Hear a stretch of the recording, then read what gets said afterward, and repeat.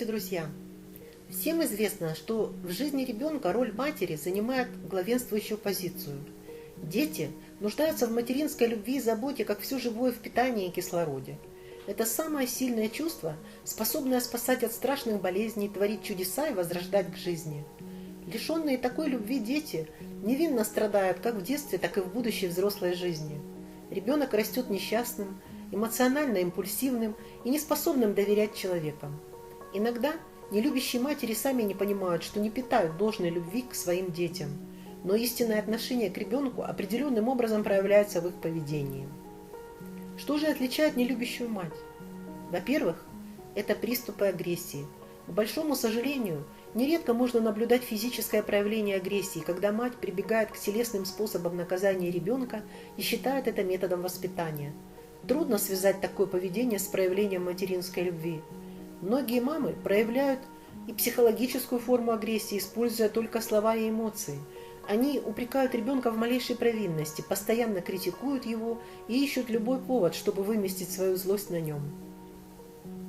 Во-вторых, это замкнутость. Даже ощущая к ребенку агрессию, мать может утаивать ее за эмоциональной недоступностью.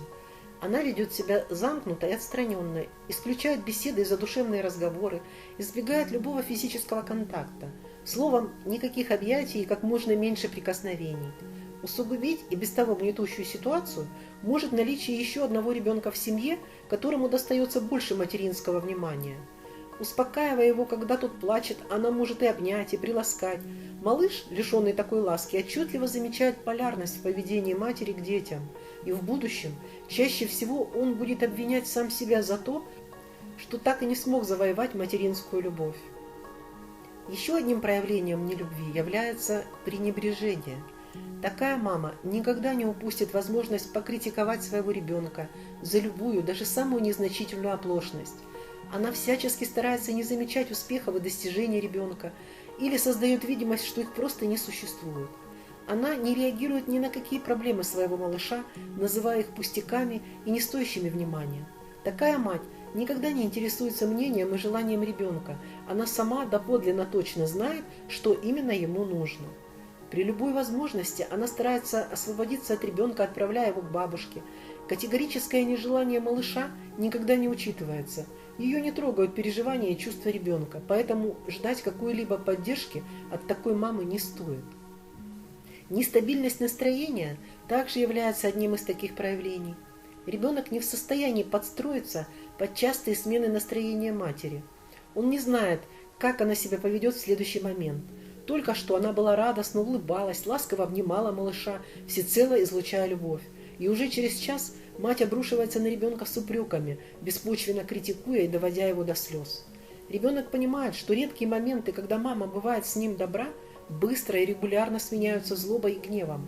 Это приводит к тому, что малыш начинает бояться свою собственную маму. Незрелость мамы тоже может привести к таким печальным последствиям. Часто девушки, родившие в юном возрасте, не способны делать все правильно и самостоятельно и принимать нужные решения. Им самим требуется постоянный присмотр заботливых и опытных взрослых. Вырастая, ребенок такой родительницы осознает всю беспомощность своей матери, которая не в состоянии ни позаботиться, ни защитить. Часто такому подростку приходится брать на себя заботу о собственной маме и очень рано становиться единственным взрослым человеком в подобной семье. Ну и, конечно же, самовлюбленность. Такая женщина умеет любить только себя. Ее отношения с ребенком – это своеобразный спектакль, разыгрываемый для посторонних. Если наблюдающих рядом нет, то малыша она попросту не замечает.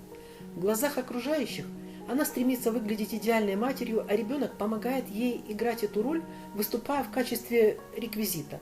У таких матерей дети вырастают недоверчивыми, несчастливыми и замкнутыми людьми. Вот и все, дорогие друзья. Советую многим молодым мамам не допускать подобных оплошностей, о которых потом придется горько пожалеть. Спасибо всем, кто досмотрел видео до конца. Ставьте лайки, подписывайтесь на канал, и вы узнаете еще много интересного. Всего всем доброго!